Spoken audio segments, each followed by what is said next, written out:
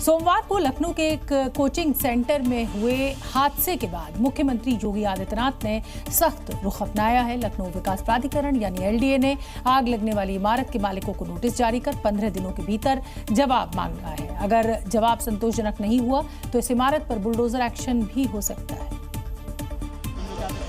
क्योंकि सीएम योगी के निर्देश पर उत्तर प्रदेश नगर योजना और विकास अधिनियम 1973 की धारा 27(1) के तहत कार्रवाई शुरू की गई है।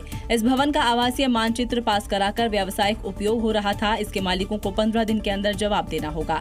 निर्देश के बाद भी जवाब नहीं देने पर एलडीए ने एक और नोटिस चस्पा किया है, जिसे बुलडोजर एक्शन का काउंटडाउन माना जा रहा है। नोटिस के चस्पा करने के 15 दिन के बाद अगर कारण नहीं बताया गया तो अब बड़ी कार्रवाई होगी और बुलडोजर की कार्रवाई जो है वो की जा सकती है।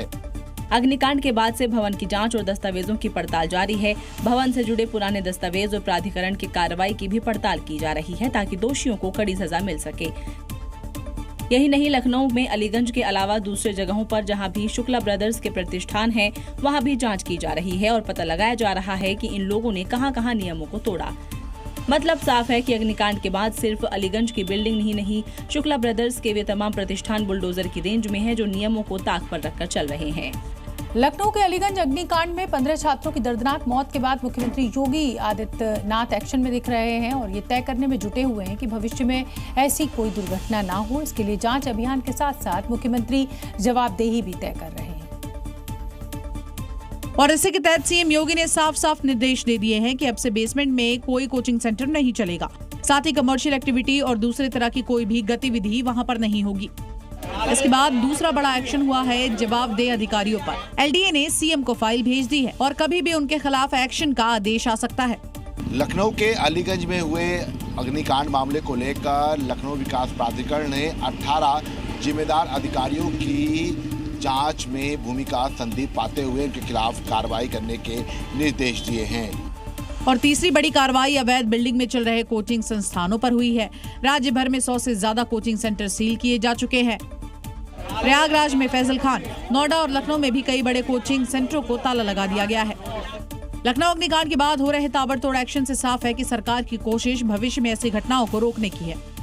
अगली खबर उत्तर प्रदेश से, जहां मुजफ्फरनगर पुलिस ने सोशल मीडिया के माध्यम से अवैध हथियारों की खरीद बिक्री करने वाले एक गैंग का पर्दाफाश किया है और इस गैंग के 4 सदस्यों को हथियारों के साथ गिरफ्तार भी किया है।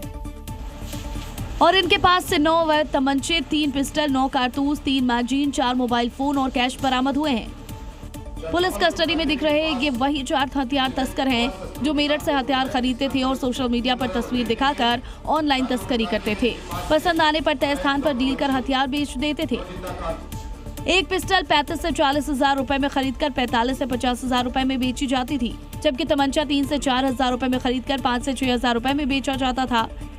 आरोपी एक पिस्टल और 4 तमंचों की सप्लाई देने पहुंचे थे, लेकिन उससे पहले ही दबोच लिए गए। मुजफ्फरनगर पुलिस लगातार ऑपरेशन तमंचा चला रही है। हाल के दिनों में 1000 से ज्यादा असले बरामद हुए हैं। लगभग 1000 के आसपास असले पकड़े गए हैं। साथ ही साथ 2000 के आसपास कारतूस पकड़े गए हैं। हथियारों की तस्करी ऑफलाइन हो या ऑनलाइन, यूपी में सबका हिसाब एक जैसा ही होता है।